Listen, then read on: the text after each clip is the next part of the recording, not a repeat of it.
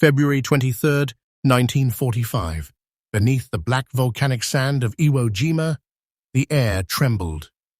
In the narrow concrete tunnel where Corporal Hiroshi Tanimura crouched, the world was shrinking to sound alone.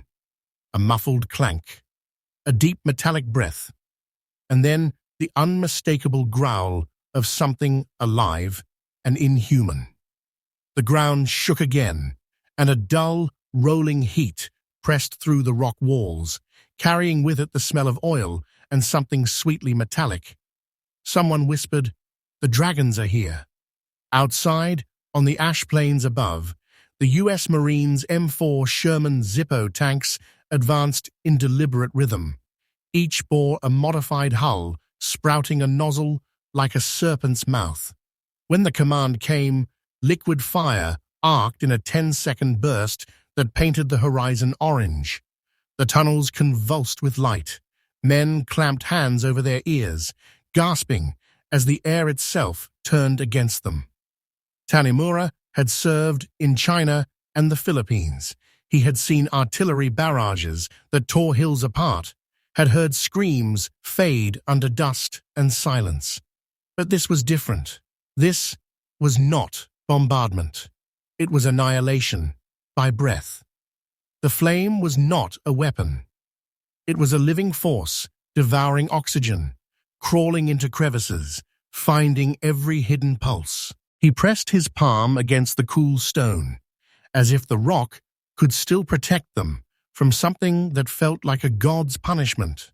Through the tunnel's smoke, he saw his commanding officer, Captain Kondo, tracing circles on the dirt with the butt of his pistol.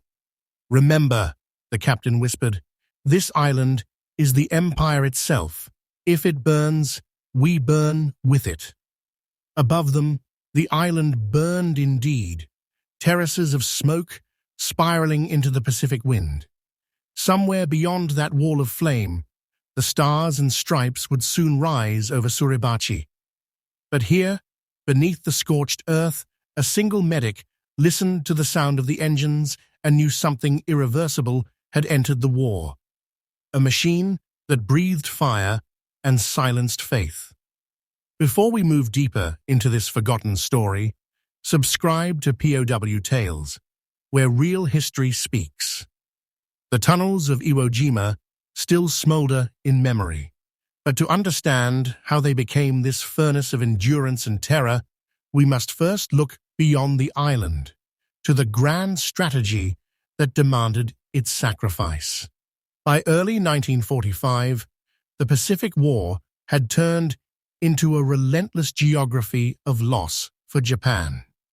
The American island-hopping campaign had reduced once proud garrisons to scattered outposts, each cut off, each awaiting an inevitable storm. Iwo Jima, a small, sulphurous island just 8 square miles in size, was next. To the U.S. Joint Chiefs, it was a stepping stone, halfway between the Mariana Islands and Tokyo, a crucial airfield for damaged B-29s limping home from raids over Japan. To the Imperial Japanese Army, it was sacred soil, the final barrier before the homeland. The island's garrison numbered roughly 21,000 men, commanded by General Tadamichi Kuribayashi, a disciplined officer who had once studied in America and understood what was coming. Instead of defending the beaches, he ordered a network of tunnels, chambers, and command posts carved deep into the volcanic stone, a labyrinth over 11 miles long. Every inch was engineered to bleed the enemy. His orders were simple. No banzai charges, no surrender.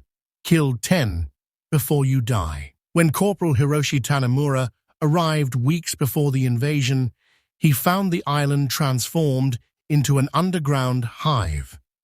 Engineers had built hospitals, kitchens, and ammunition stores beneath layers of ash and rock. The air was heavy with sulfur. The walls dripped moisture. Men spoke little. Each dawn brought the distant thunder of American naval guns, a ceaseless bombardment that seemed to erase time. From February 16th onward, That bombardment became apocalyptic. Battleships and destroyers fired for 72 hours straight, shrouding the island in smoke and dust so thick that even aircraft circling above lost sight of the ground.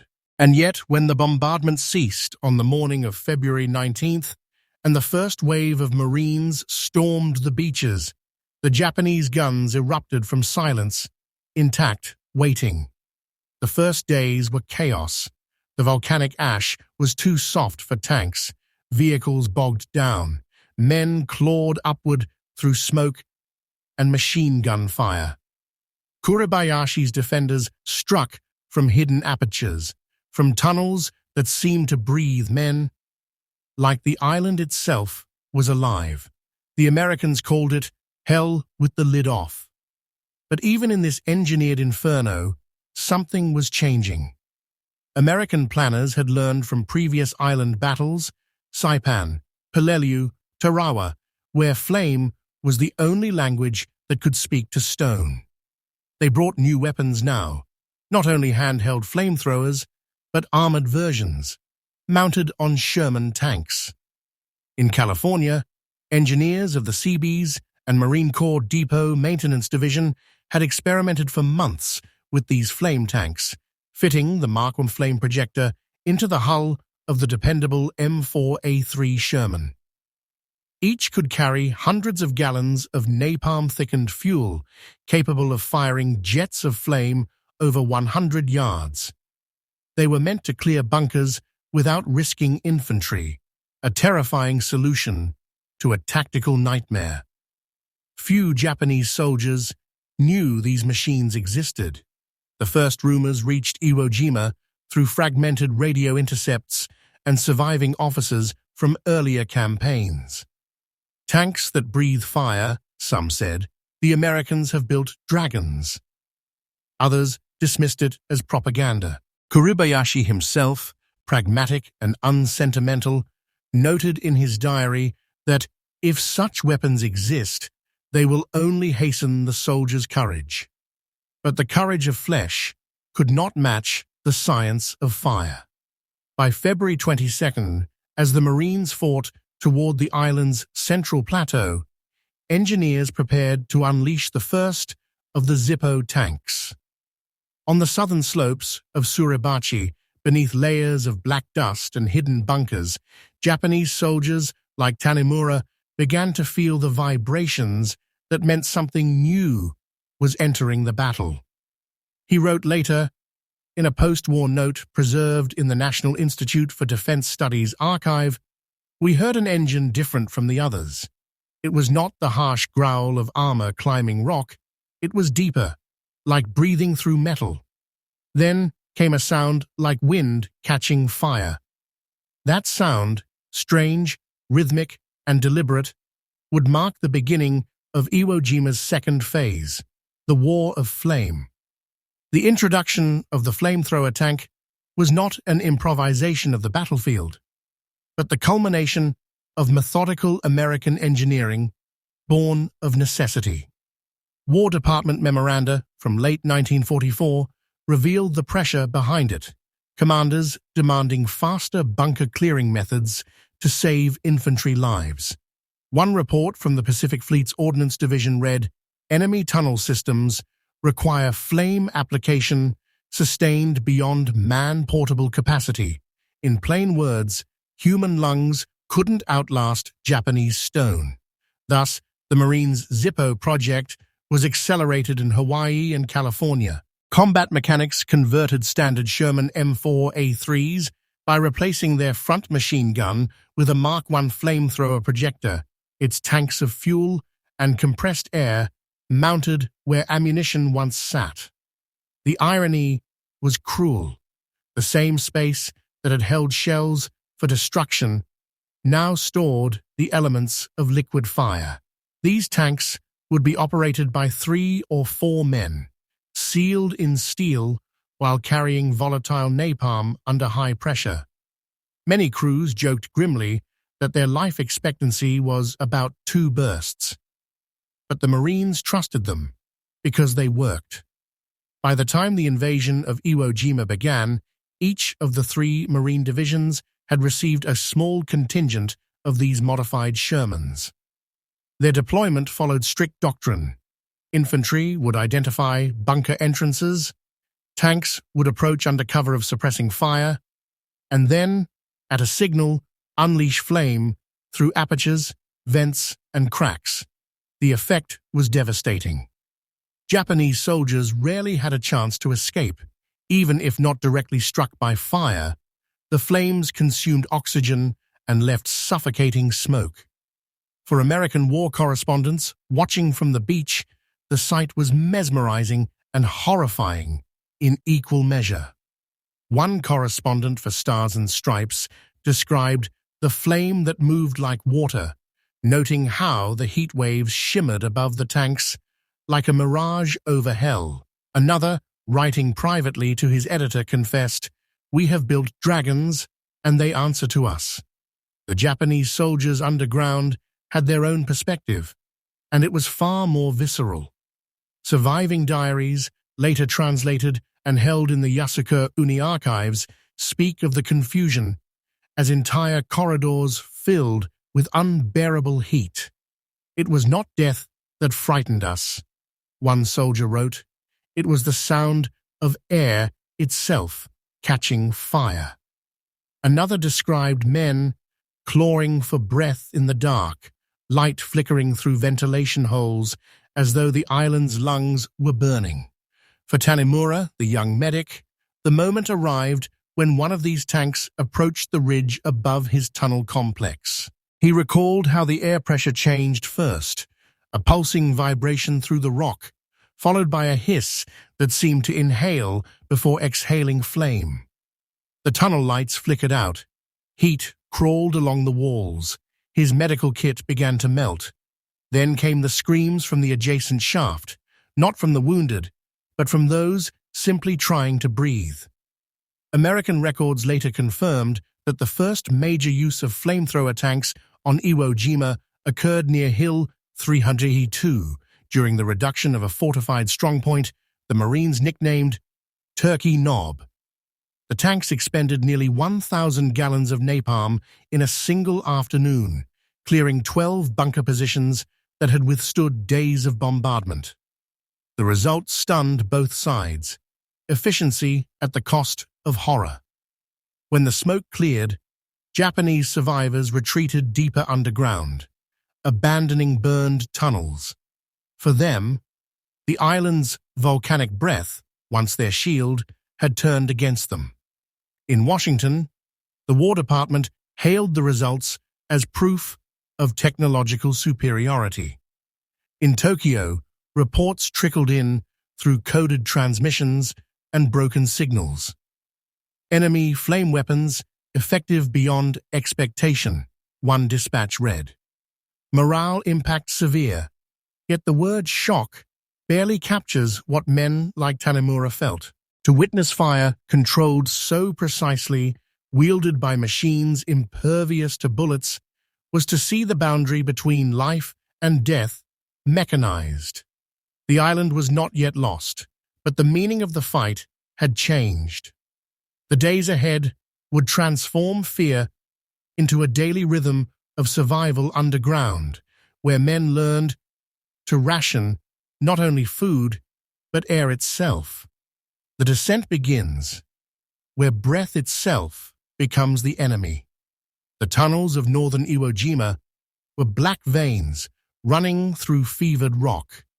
Inside them, Corporal Hiroshi Tanimura moved by touch, his fingers tracing rough concrete, the faint drip of condensation from the ceiling his only sense of time. The outside world had vanished into thunder. Above him, the island's crust echoed with the thuds of tank treads and the faraway metallic roar of engines feeding fire into the earth. The air was changing. Smoke and heat seeped into the ventilation shafts, mixing with the acrid tang of sulfur. Each breath burned the throat like powdered glass. Tanimura had learned to tie wet rags over the wounded men's mouths, an instinct more than a solution.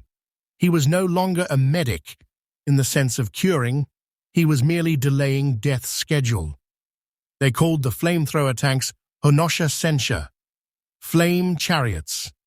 The name passed through the tunnels like folklore, whispered by soldiers who had seen only their reflection in the firelight. One morning, Tanimura crawled to the tunnel's forward listening post, where two soldiers sat beside a slit of daylight the size of a hand. One of them held a periscope mirror salvaged from a wrecked plane.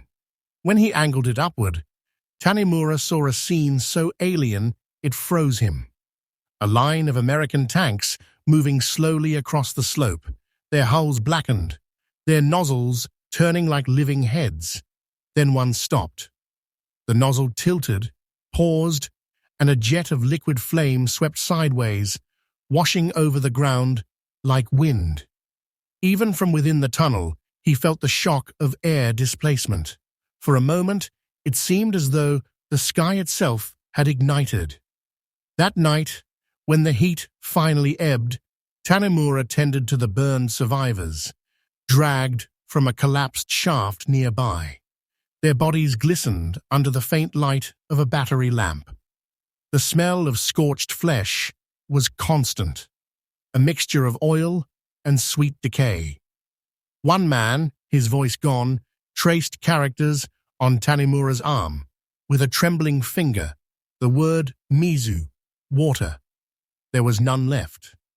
In his mind, the sound of the tanks had become a rhythm, a pattern that filled silence the way cicadas fill summer forests.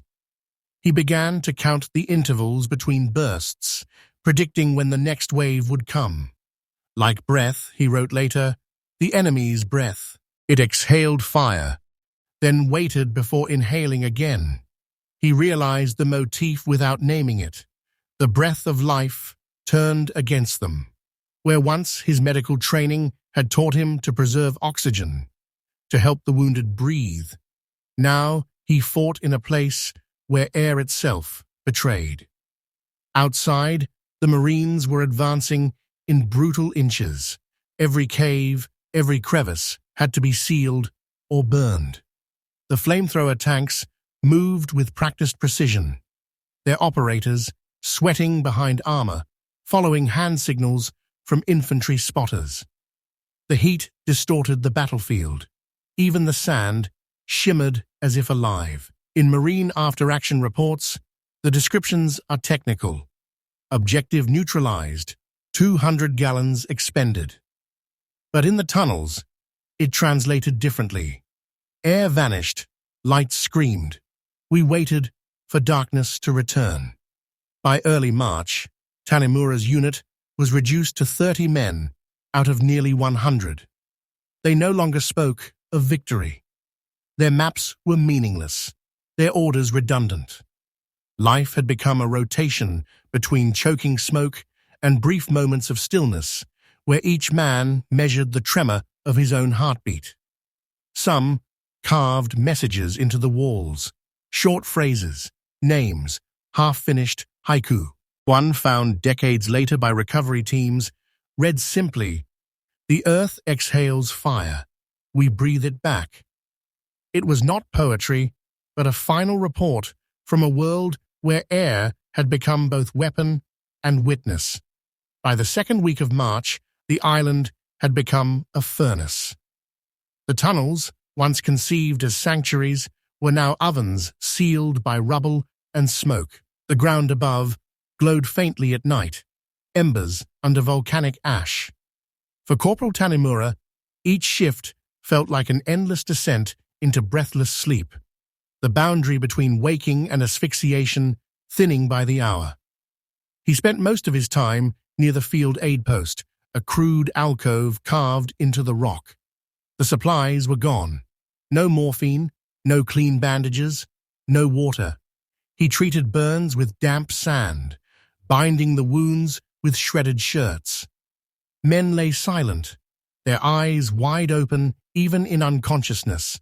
The sound of dripping condensation had become a metronome for despair. When the tanks came again, the earth itself warned them. A faint vibration, steady, deliberate, traveled through the stone like a heartbeat that did not belong to the island. Then came the breath, that awful inhale. The air grew heavy, hotter, until a hiss rose from the vents like the prelude to a storm. The flamethrower burst roared through unseen cracks, filling the passageway with red light that fluttered like wings against the walls. The shockwave tore loose the ceiling supports.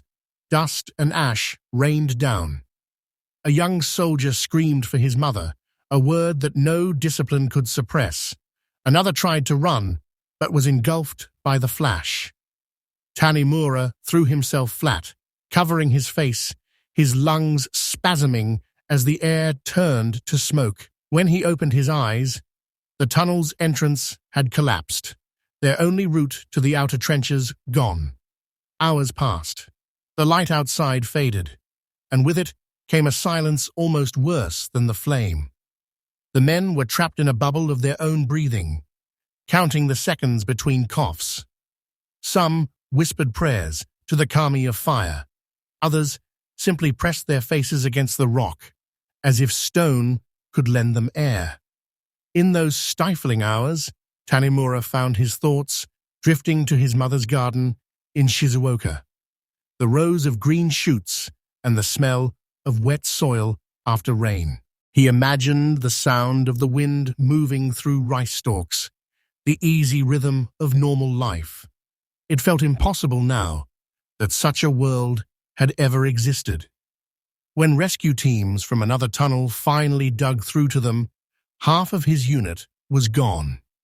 The survivors blinked at the sudden light, not sunlight, but the pale glow of an American flare burning outside. Their faces looked carved from ash. Later that night, as he recorded notes in the back of his field manual, Tanimura wrote, "We are becoming the air. We rise and vanish as smoke." That thought lingered with him long after.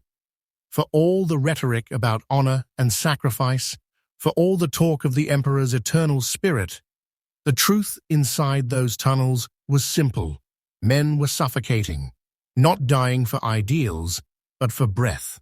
Above ground, the Marines continued their methodical advance. They found the remnants of Japanese positions reduced to smoldering cavities. The smell of charred rock mixed with burned oil and flesh, a scent so distinct that veterans would remember it for decades. American engineers walked the field marking targets, their faces impassive, their ears ringing from the constant rhythm of flamethrowers at work. A War Department field report filed days later described the operation clinically. Enemy resistance collapsed after prolonged flame application. Survivors demonstrated profound psychological shock. Weapon effectiveness rated high. In the cold language of the report, victory was measured in gallons expended and strongpoints cleared. But underground, the survivors measured it in lungfuls of surviving air. By the end of the month, Tanimura's group had been driven northward, deeper into the island's spine. He was no longer sure where they were, only that the flames still hunted, the air still betrayed. The descent was complete. What remained was existence by instinct, a rhythm of waiting and endurance. And in that rhythm, the soldiers of Iwo Jima would begin to find fragments of humanity still flickering amid the fire. The routine begins when survival becomes daily ritual, breath by breath, hour by hour. In the dim tunnels of northern Iwo Jima, time no longer moved in hours or days. It passed instead in breaths, each one a small act of rebellion against the inevitable. Corporal Tanimura had stopped marking dates in his notebook. The calendar meant nothing when sunlight never returned. Survival itself had become the only measure of existence. The tunnel walls glistened with condensation, streaked with soot and oil. Smoke from burned-out ventilation shafts crept downward in thin fingers, curling around the men as they slept. The air stank of ammonia, sweat, and the metallic tang of spent cartridges. And yet, somehow, life persisted. They found rituals in the ashes. Every morning, though morning was merely a guess, Tanemura would check the wounded. He cleaned burns with tepid water drawn from canteens, applied ash poultices, and murmured encouragement to men who could no longer speak. One soldier, Private Yoshida, had lost his voice completely after inhaling flame smoke. Now he communicated through gestures and faint whistles. Another carved tiny figurines from bits of scorched wood, lining them in a row near the sleeping alcove. Gods of dust, he called them. Occasionally, someone would hum. The tune was always the same, a folk song from Kyushu, barely audible over the distant rumble above. It was not sung for hope, but for memory. The sound reminded them of rhythm, of something outside the war. Their meals were nothing more than handfuls of dry rice mixed with sulphurous sand. They rationed every grain, chewing slowly, pretending to taste flavor. Water came from condensation scraped into helmets, shared with deliberate fairness. When a man received his portion, he bowed, even if his lips were cracked and bleeding. Courtesy had survived where comfort had not. At night, the silence was alive. Sometimes they heard faint thuds. Marines sealing nearby tunnels with explosives. Other times came the roar of another flame tank sweeping the surface, its heat pressing through stone like the heartbeat of a distant sun. No one spoke during those moments. They waited until the air cooled, then resumed their shallow breathing, counting the seconds. Tanemura found strange comfort in the routine. Each small act, tightening a bandage, sharing a ration, checking the tunnel's supports, was a form of control, a reminder that they still existed. He began keeping brief notes again, sketching diagrams of the tunnel network, noting temperatures, oxygen flow, and morale. It was clinical, detached, the only way to hold madness at bay. In one entry, he wrote, "Life here is a candle without flame. We are the smoke that lingers after." The Japanese command posts still transmitted messages, though faint and sporadic. General Kuribayashi's words came through once, his voice calm despite the chaos. "Each man must fight from where he stands," the message read. "Even one breath taken against the enemy is service to the Emperor." The men nodded solemnly, though none spoke of the Emperor anymore. They fought for each other now, for the man coughing beside them, for the thin line between heat and breath. Outside, the Americans kept advancing. They cleared tunnel after tunnel, burning out resistance with industrial precision. But they, too, began to feel the cost. The heat, the stench, the grinding fear of flame turned the island into something neither side fully controlled. Inside one surviving Japanese diary, recovered decades later, a single sentence summarized the truth of those days. "The island breathes. We live in its lungs." It was not defiance. It was simple fact, the last acknowledgement that existence itself had become mechanical, bound to the island's terrible rhythm. And yet, amid that monotony, something human still flickered, a fragile light no flame could consume. As the days deepened into an endless twilight of smoke and silence, the tunnels of Iwo Jima became both sanctuary and tomb.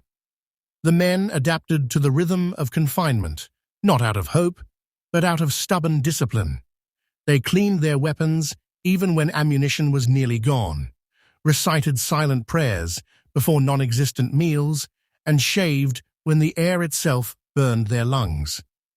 It was less about hygiene and more about retaining fragments of identity in a world intent on erasing them. Corporal Tanimura began to map the tunnel's layout by touch, learning each curve and junction like the contours of memory. He could tell which shafts still carried breathable air by scent alone, a faint sweetness of untainted oxygen, a hint of volcanic sulfur that meant death was near. Each day, he listened for the subtle rumble above that betrayed tank movement, counting seconds between passes. When the tank stopped, the men froze.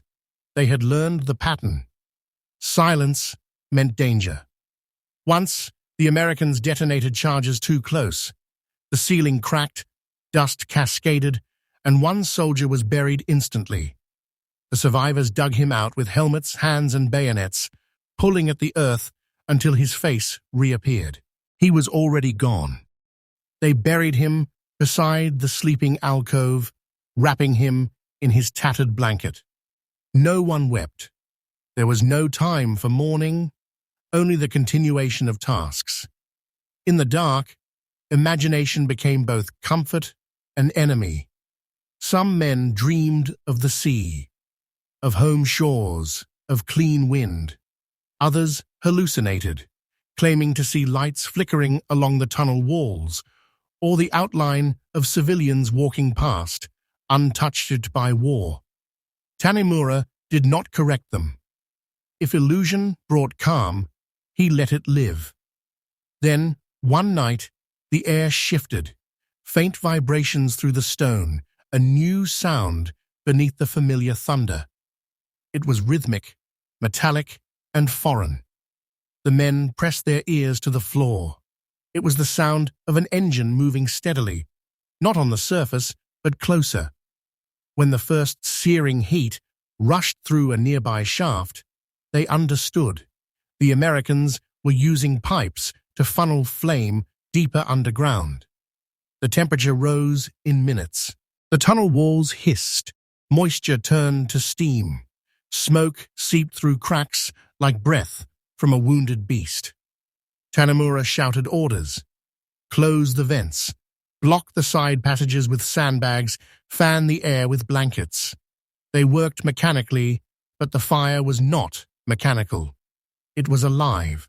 The heat had weight, pressing against their chests, forcing their lungs to labor for each breath.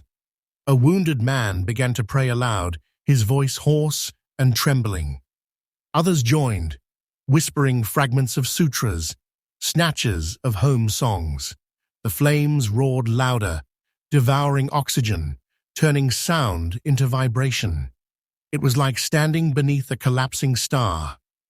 And then, abruptly, it stopped. The tanks had moved on. The silence afterward was unbearable. Men coughed blood, gasped for air, and lay back against the walls, eyes glassy. The heat lingered, clinging to everything, and when it finally dissipated, the tunnel was slick with condensation and soot. Tanimura wrote one last note that night in his journal, a line that would be found years later among rusted helmets and melted canteens. Fire has no enemy, only hunger. From that day forward, the men's routine changed. They no longer tried to anticipate the enemy or count the tanks. They listened instead for the faint return of birds, a sign of air, of sound, of something beyond flame. And once, faintly, through the trembling rock, they thought they heard waves again. It could have been memory, or perhaps the sea itself, reclaiming the island. Their existence had been reduced to simple acts: breathe, wait, endure. Yet within that reduction, something profound remained. The stubborn, wordless endurance of men who refused to vanish quietly. And in that stillness, amid soot and silence, the descent of Iwo Jima's defenders became something more than resistance. It became ritual, an unbroken rhythm echoing against the walls of the earth itself. The moment of revelation of what the fire truly meant was still to come, and with it, the turning point that would decide not only their survival, but their final understanding of war's merciless symmetry. It happened without warning, a sound so unfamiliar it shattered the rhythm of their confinement. A metallic creak, followed by a human voice, filtered faintly through the tunnel vents. It was English, slow, deliberate, and almost gentle. The Americans were calling out for survivors. For days, Tanimura had assumed they were alone, sealed beneath the ground forever. But now, through the sulfur haze, came the unimaginable, an offer of mercy. A translator's voice followed, halting Japanese, distorted by the amplifiers above. "Surrender. You will not be harmed. Medical help is waiting." The men froze. The words carried no threat, no rage. They were calm, almost weary. To men who had been taught that capture meant humiliation and death, such tones felt alien. They looked to Tanimura, who said nothing. The fire had stripped them of everything but instinct, and instinct said to distrust kindness. Yet something in the voice lingered, an undertone of fatigue, not triumph. Perhaps the Americans, too, had seen enough flame. By then, the tanks had withdrawn from the ridge, replaced by infantry and engineers. The ground above steamed like a kiln. American medics had begun collecting the wounded from surface craters. Men burned, broken, delirious. Many were beyond recognition, their uniforms little more than charred fabric fused to skin. And yet the medics worked methodically, their white armbands marked with crimson crosses that seemed impossibly bright against the blackened rock. When Tanimura and a handful of survivors were finally flushed out, coughing, blinking in the sunlight for the first time in weeks, what they saw was a landscape that defied imagination. The earth was no longer earth. It was glass. The sand had melted in places from the heat. Shell casings and twisted metal littered every slope, and standing amid the ruins were Americans, young men no older than themselves, faces streaked with soot, eyes hollow. The shock was mutual. The Americans had expected monsters, the Japanese demons. Instead, they saw boys. Tired, filthy, trembling. One Marine lowered his flamethrower and simply stared. The two sides held each other's gaze for several seconds before a medic broke the silence. "Get them water." It was the first act of humanity Tanimura had witnessed in months. The prisoners were escorted down to a makeshift medical post near the beach. The contrast was jarring, from hellfire to sterile order. Rows of white tents flapped in the coastal wind. Inside, doctors in sweat-stained khaki moved with mechanical precision. There were crates of bandages, morphine, antiseptic, supplies so abundant that even the wounded enemy received treatment without hesitation. Tanimura watched in stunned silence as an American corpsman treated a Japanese soldier's burns with a gentle, practiced touch. The medic spoke softly, reassuringly, as though tending to a comrade. The soldier wept, not from pain, but from disbelief. The prisoners were given sips of water from metal cups, their hands trembling as they drank. For the first time since their conscription, they felt the weight of mercy. And in that moment, something inside them broke, not from fear or shame, but from the collapse of certainty. Tanimura recorded it later, when his bandaged fingers could hold a pencil again. "We were taught that the enemy was barbaric, but I saw tenderness on the hands that had burned us." That paradox haunted him. He had spent years fighting an image, an idea of America painted by propaganda and pride. Yet now, amid the antiseptic smell of gauze and iodine, he realized that war had not divided good and evil. It had simply divided men caught between obedience and compassion. What shocked him most was not the technology, nor the sheer abundance of supplies, but the way they were used, freely, even for those who had tried to kill their owners. It was not strength of weapons that humbled him, but strength of restraint. For the first time, he looked beyond the heat and noise of battle and saw another kind of power. One built not on domination, but on the quiet insistence of humanity in the face of ruin. The days that followed unfolded like an awakening. For the first time since his conscription, Corporal Tanemura experienced silence, not the heavy, suffocating quiet of tunnels, but the open stillness of an island after battle. The surf rolled gently along the black sand. Gulls circled above the wreckage of tanks, their cries mingling with the faint hum of generators from the American medical tents. The war, for him, had become a strange new language, one spoken in morphine drips and murmured reassurances. Tanemura watched the medics work with clinical fascination. They moved through lines of wounded, Japanese and American, without distinction. One young Marine, barely 20, steadied the head of a dying Japanese sergeant so another could bandage his burns. When the sergeant gasped a final word in his native tongue, the Marine whispered back, "It's all right, you're safe now." The words were meaningless to the dying man, yet the tone transcended translation. It was then that Tanemura understood what the flamethrower had truly revealed. The weapon had stripped away not only flesh, but illusion. It had burned through propaganda, incinerated hierarchy, and exposed something raw beneath, the frail symmetry of human suffering. The same fire that had dehumanized them also illuminated their shared vulnerability. The abundance of supplies astonished him. Crates of plasma bottles, rolls of gauze, canned food, stacks of morphine syrettes, materials that seemed infinite. American logistics officers treated loss like arithmetic. Replace, replenish, resume. To Tanemura, whose comrades had fought for days over a single canteen, it was unimaginable.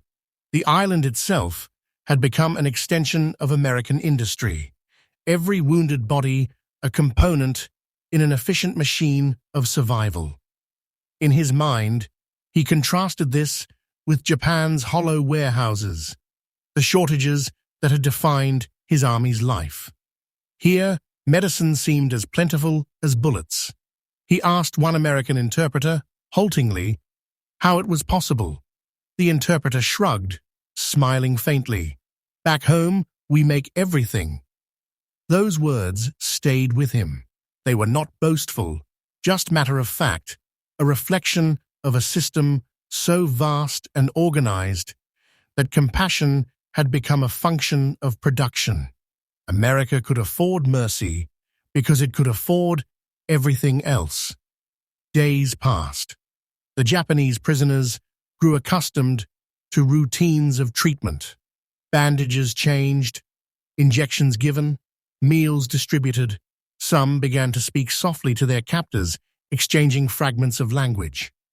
A Marine medic named Reynolds taught one soldier the English word breathe, repeating it each time he cleaned a wound. The prisoner, unable to pronounce the ta, responded with breeze. They both laughed quietly, the first laughter either had heard in months. For Tanemura, each interaction peeled away another layer of disbelief. He watched American soldiers give their rations to wounded captives, share cigarettes, even photograph them, not as trophies, but as proof that mercy had existed amid the horror. He began to write again, his journal now filled with strange juxtapositions, sketches of stretchers beside philosophical questions, technical notes about plasma transfusions beside memories of the tunnels. One entry read, "The enemy's machines create destruction, but also preservation.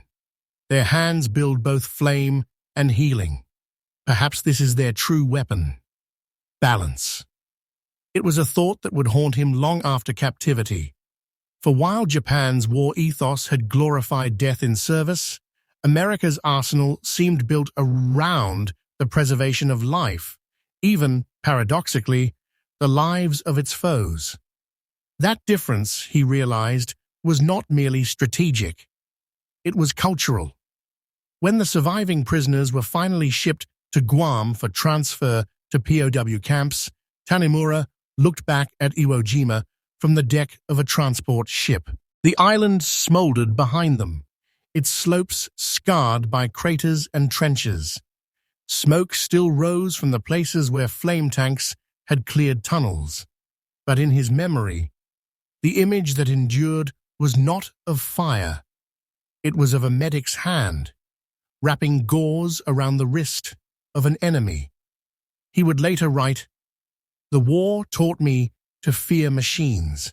America taught me to see what they could protect." That was the true turning point. Not surrender, not survival, but understanding. The revelation that power, when guided by restraint, could transcend destruction itself. And it was this realization that led directly into the final act of his journey, the slow uncoiling of captivity, reflection, and the fragile reconstruction of what it meant to be human. The moment of collapse, or perhaps liberation, was near. April 1945. The ocean shimmered like burnished steel beneath the Pacific sun. The surviving prisoners from Iwo Jima, among them Corporal Tanimura, were now aboard a U.S. naval transport en route to Guam. Around them, the air smelled of salt and disinfectant. The men sat quietly on deck, bandaged and thin, their eyes adjusting to a world no longer enclosed by stone. For weeks, they had lived beneath the earth. Now they could not stop looking at the sky. The ship moved with calm inevitability, its engines thrumming beneath their feet. American guards watched, but not harshly. Most of them were young, boys with freckles, their helmets tilted back, their rifles resting loosely at their sides. They had seen too much to hate. At night, the prisoners slept in hammocks or curled on the deck under tarps. Some dreamed of Japan, of home fires that had gone out long ago.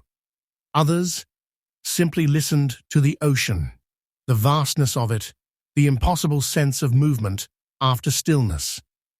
For Tanimura, it felt as though he was traveling not across sea, but across some moral distance that could not be measured in miles. When they arrived at Guam, the transition was swift.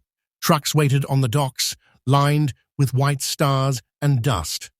The prisoners climbed aboard, still wary. But there were no shouted orders, no blows. They were driven inland to a sprawling camp of tents and wooden barracks surrounded by barbed wire. Not a prison exactly, but a holding place between worlds. Inside the camp, routines replaced fear. Every morning, American medics checked the wounded. Food was served in aluminum trays, rice, vegetables, meat. The portions were generous, bewildering in their abundance. Many prisoners ate slowly, suspicious that it was a trick, but the meals kept coming. Tanimura found himself assigned to light labor, cleaning, sorting, helping in the infirmary. The camp's hospital fascinated him. He saw machines that hummed and clicked, glass bottles hung from stands, nurses moving with efficient grace. The supplies seemed endless. Morphine, penicillin, bandages, words that had once belonged only to officers and myths now existed in bulk, available even to the defeated. He realized, slowly, that captivity had become its own kind of education. Every task, every interaction revealed something about America that no battlefield could. The guards treated prisoners with a kind of indifferent respect, not kindness exactly, but adherence to a rule larger than emotion. Orders were followed, but cruelty was not among them. Some of the prisoners began learning English. Others traded small, carved trinkets for cigarettes. Once, Tanimura was asked by an American sergeant about his pre-war life. When he mentioned that he had studied engineering, the sergeant grinned. "Figures," he said. "You people build everything like it's meant to last." It was a joke, but not a cruel one. At night, the camp glowed under floodlights. The hum of generators replaced the sound of flame. Tanimura often sat awake, sketching the outlines of machines he saw, trucks, cranes, even the towering refrigeration units that kept the food fresh.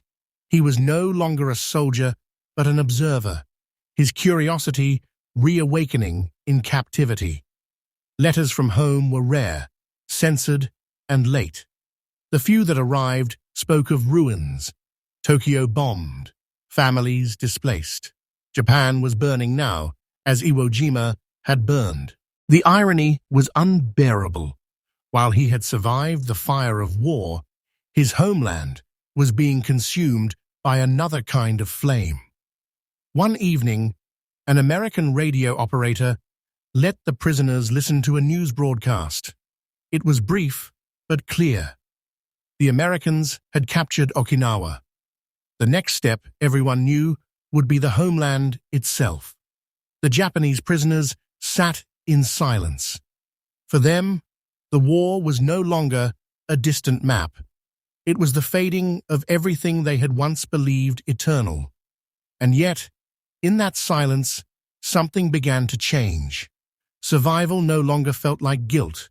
It felt like duty, to witness, to remember, to understand what this new world of abundance and restraint meant.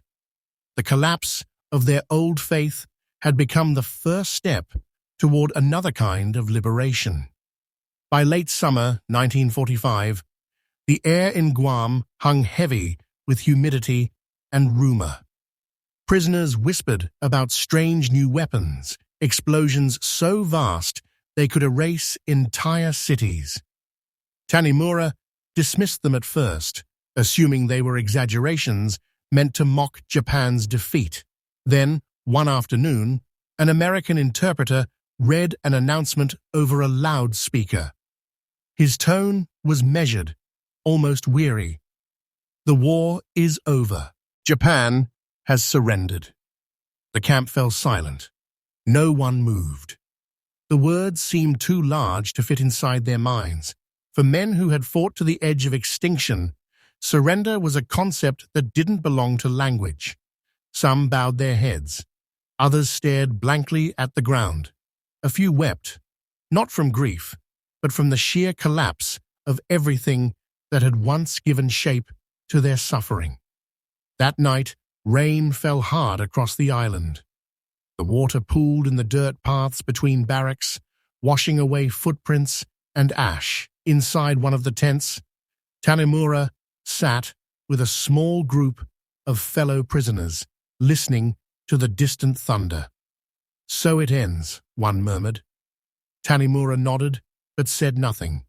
He thought of the tunnels, the fire, the voices of his dead comrades, all silenced by this sudden peace.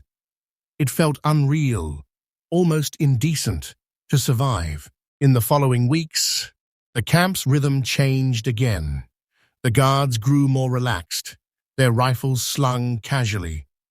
Trucks arrived bearing crates marked with red crosses, relief supplies bound for Japan. The irony was inescapable.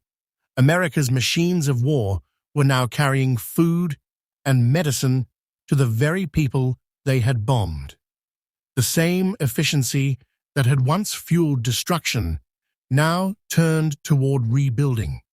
Tanimura began volunteering at the camp infirmary, helping to organize shipments. He learned to identify the American medical labels, to sterilize instruments, to measure dosages. The American doctors let him assist, seeing his curiosity. Under their guidance, he discovered a new reverence, not for empire or obedience, but for precision, for the fragile art of saving lives. The more he learned, the more he began to understand the strange balance of his captor's world. They wielded power with both hands, one that burned and one that healed. Neither could exist without the other. In his notes he wrote, "They fight with industry. They heal with it too." Perhaps that is why their war is not only victory, but continuation. One day, a sergeant handed him a folded newspaper. The front page showed a photograph of Hiroshima, an entire city flattened, erased in a single instant.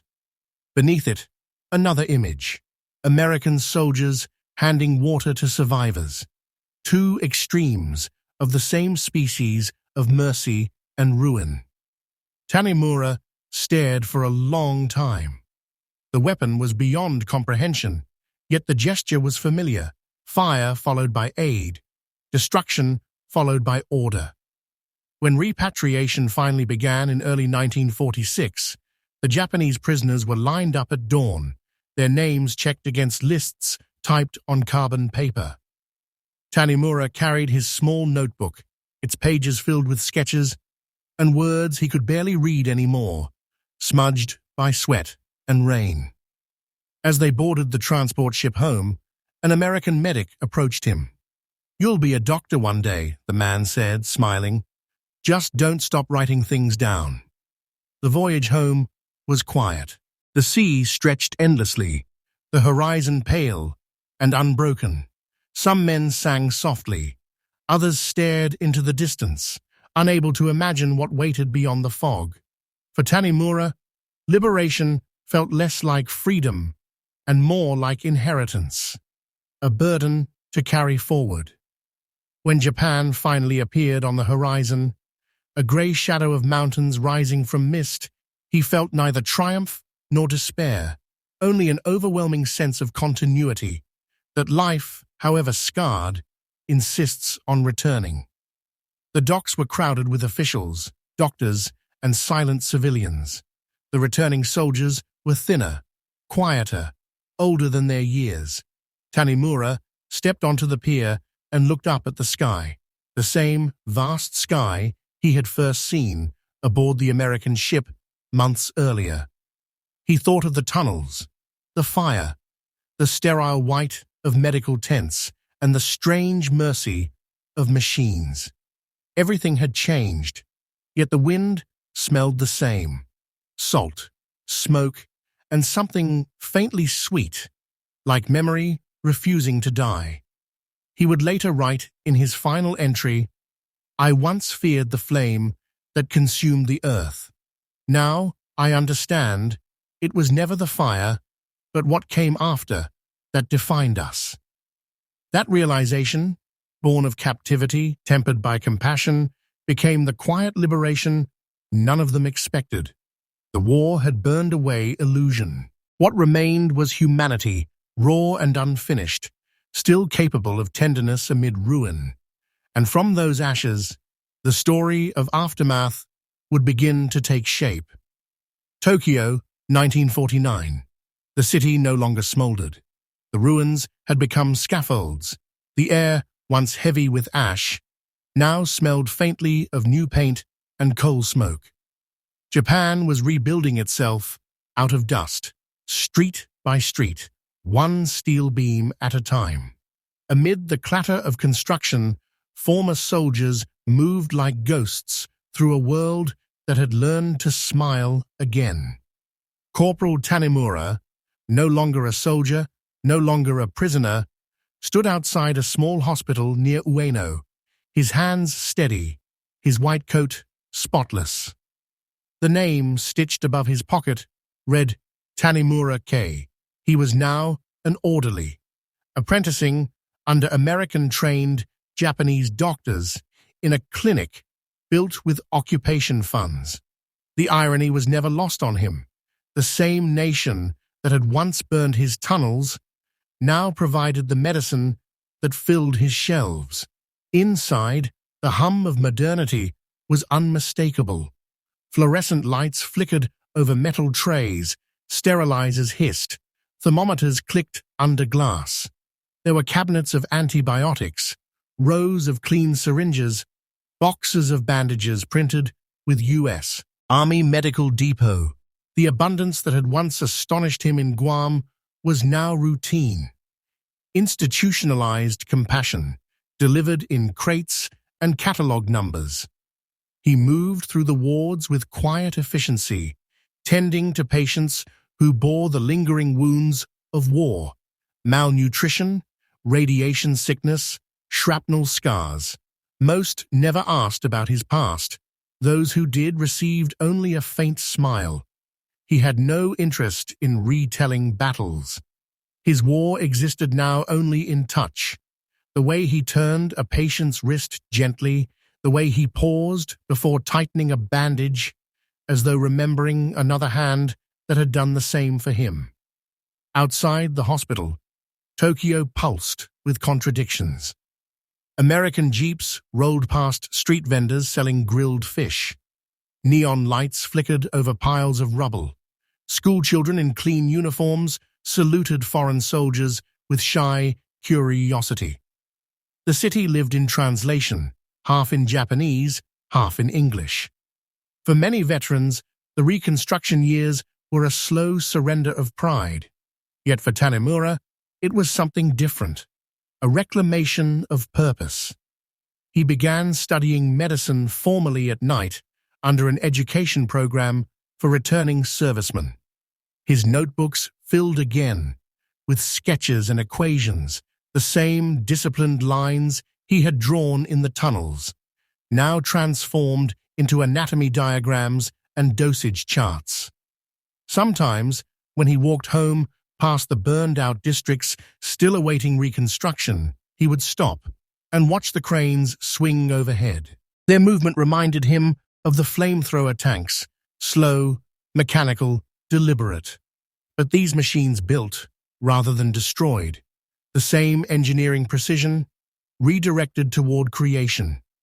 That, to him, was the final lesson of the war, that technology itself was never moral or immoral. Only intent gave it meaning. One evening, he received a letter. It bore an unfamiliar American return address, Reynolds, Corpsman 3rd Division. Inside was a short note, typed unevenly, "I've been stationed in San Francisco. They say your country's hospitals are teaching what we once practiced in the field. Thought you'd like to know, the word's getting around, that your people learned fast. Take care of yourself, Doc." Tanimura folded the letter carefully, his hands trembling slightly. It was not sentimentality that moved him, but recognition. A reminder that compassion had outlived the war, carried quietly across oceans through the hands of those who refused to forget. That night, he visited the hospital roof. The city stretched beneath him, a mosaic of old wood and new concrete, its wounds stitched but visible. The sky above was clear. For the first time in years, he saw the stars, small, cold, and steady.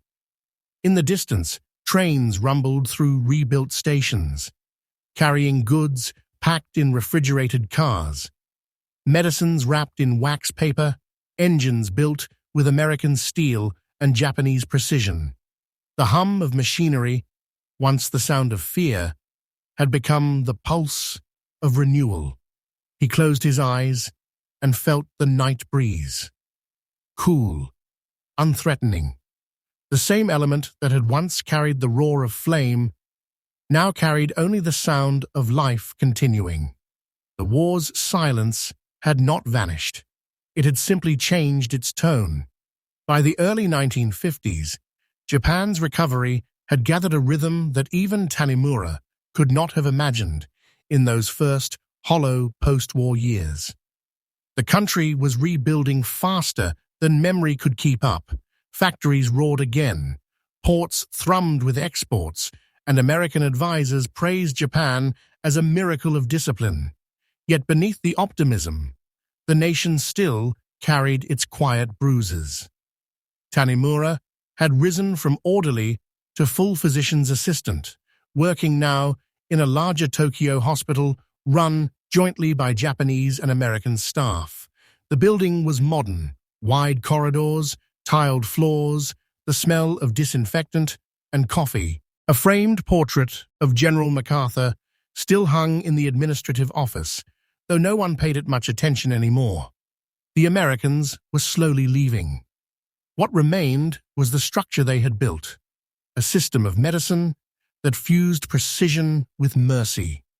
Every morning he began his rounds at dawn. The sunlight filtered through glass panels as nurses in crisp uniforms adjusted IV drips and checked charts. Many of the instruments were American-made, autoclaves from Ohio, microscopes from Chicago, and stethoscopes marked U.S. Army surplus. To most, these were just tools. To Tanimura, they were symbols, echoes of that strange revelation in Guam, when abundance itself had felt like a form of power. One afternoon, during a lull between patients, he was called to the outpatient ward. A young man had arrived, limping badly, his foot burned from a factory accident. As Tanimura examined the wound, the smell of scorched flesh brought a sudden memory. The tunnels, the fire, the tanks spewing liquid flame. His hands hesitated only for a second before steadying again. He cleaned the burn gently, wrapped it in gauze, and spoke softly to the patient. When he left the ward, he paused by a window overlooking the street. Children were playing near a vendor cart, chasing paper airplanes. Their laughter drifted upward, blending with the sound of a passing train. He thought of the men who had died in those tunnels, and of the machines that had carried death across the ocean, machines now repurposed for transport, refrigeration, progress. The contrast no longer tormented him. It felt instead like evolution. That evening, as he filed his reports, one of the American doctors, now a colleague rather than a superior, stopped by his desk. "Heading home soon?" the man asked. Tanimura nodded. "Just finishing up." The American smiled. "You ever think about coming to the States? There's a fellowship in Detroit. Teaching hospital wants people who understand both systems. You'd do well there." "Detroit," Tanimura repeated, almost to himself. He had read about it. The city of factories, of assembly lines that could build anything from a car to a bomber. He smiled faintly. Perhaps someday. When he stepped out into the Tokyo night, the city shimmered with light. Streetcars rattled past shop fronts, glowing with neon. English and Japanese signs mingled freely. Kirin beer, Coca-Cola, Panasonic. The war's languages had merged into commerce, not conquest. At a small park near Ueno Station, he sat on a bench and opened his old notebook, the one he had carried since Guam. Its pages were brittle, filled with sketches of flamethrowers, diagrams of wounds, and later, anatomical studies and fragments of thought. On the final page, he wrote slowly, deliberately, "We learned to destroy faster than we could understand. Then we learned to heal faster than we could forget. Between those lessons lies the truth of survival." A breeze passed through the park, scattering cherry blossoms from the nearby trees. They fell across his lap like snow. He closed the notebook, stood, and began the walk home. At the hospital the next day, he received word that one of the American nurses, the last to remain from the occupation era, was leaving for home. Before she departed, she handed him a small envelope. Inside was a photograph taken in the early days of the Guam camp. A line of prisoners receiving treatment, their faces weary but alive. On the back, she had written, "To the man who saw the fire and chose the cure." He kept that photograph for the rest of his life. Years later, when Japan's cities glittered with glass towers and bullet trains, Tanimura's students would ask about the war. He rarely spoke of it directly. Instead, he told them, "The lesson of fire is not in the burning, it is in what you build after the smoke clears." And in that quiet conviction, the story of Japan's shock, its ruin, and its rebirth found its final breath. The flames of Iwo Jima had long gone out, but the light of understanding born from them, still burned, steady and enduring, in the hearts of those who survived. By the early 1950s, Japan's recovery had gathered a rhythm that even Tanimura could not have imagined in those first, hollow post-war years. The country was rebuilding faster than memory could keep up. Factories roared again, ports thrummed with exports, and American advisors praised Japan as a miracle of discipline. Yet beneath the optimism, the nation still carried its quiet bruises. Tanimura had risen from orderly to full physician's assistant, working now in a larger Tokyo hospital, run jointly by Japanese and American staff. The building was modern. Wide corridors, tiled floors, the smell of disinfectant and coffee. A framed portrait of General MacArthur still hung in the administrative office, though no one paid it much attention anymore. The Americans were slowly leaving. What remained was the structure they had built, a system of medicine that fused precision with mercy. Every morning, he began his rounds at dawn. The sunlight filtered through glass panels as nurses in crisp uniforms adjusted IV drips and checked charts. Many of the instruments were American-made, autoclaves from Ohio, microscopes from Chicago, and stethoscopes marked U.S. Army surplus. To most, these were just tools. To Tanimura, they were symbols, echoes of that strange revelation in Guam, when abundance itself had felt like a form of power. One afternoon, during a lull between patients, he was called to the outpatient ward. A young man had arrived, limping badly, his foot burned from a factory accident. As Tanimura examined the wound, the smell of scorched flesh brought a sudden memory. The tunnels, the fire, the tanks spewing liquid flame. His hands hesitated only for a second before steadying again. He cleaned the burn gently, wrapped it in gauze, and spoke softly to the patient. When he left the ward, he paused by a window overlooking the street. Children were playing near a vendor cart, chasing paper airplanes. Their laughter drifted upward, blending with the sound of a passing train. He thought of the men who had died in those tunnels and of the machines that had carried death across the ocean, machines now repurposed for transport, refrigeration, progress. The contrast no longer tormented him. It felt, instead, like evolution. That evening, as he filed his reports, one of the American doctors, now a colleague rather than a superior, stopped by his desk. "Heading home soon?" the man asked. Tanimura nodded. "Just finishing up." The American smiled. "You ever think about coming to the States? There's a fellowship in Detroit. Teaching hospital wants people who understand both systems. You'd do well there." "Detroit," Tanimura repeated, almost to himself. He had read about it, the city of factories, of assembly lines that could build anything from a car to a bomber. He smiled faintly. Perhaps someday. When he stepped out into the Tokyo night, the city shimmered with light. Streetcars rattled past shop fronts, glowing with neon. English and Japanese signs mingled freely. Kirin beer, Coca-Cola, Panasonic. The war's languages had merged into commerce, not conquest. At a small park near Ueno Station, he sat on a bench and opened his old notebook, the one he had carried since Guam. Its pages were brittle, filled with sketches of flamethrowers, diagrams of wounds, and later, anatomical studies and fragments of thought. On the final page, he wrote slowly, deliberately, "We learned to destroy faster than we could understand. Then we learned to heal faster than we could forget.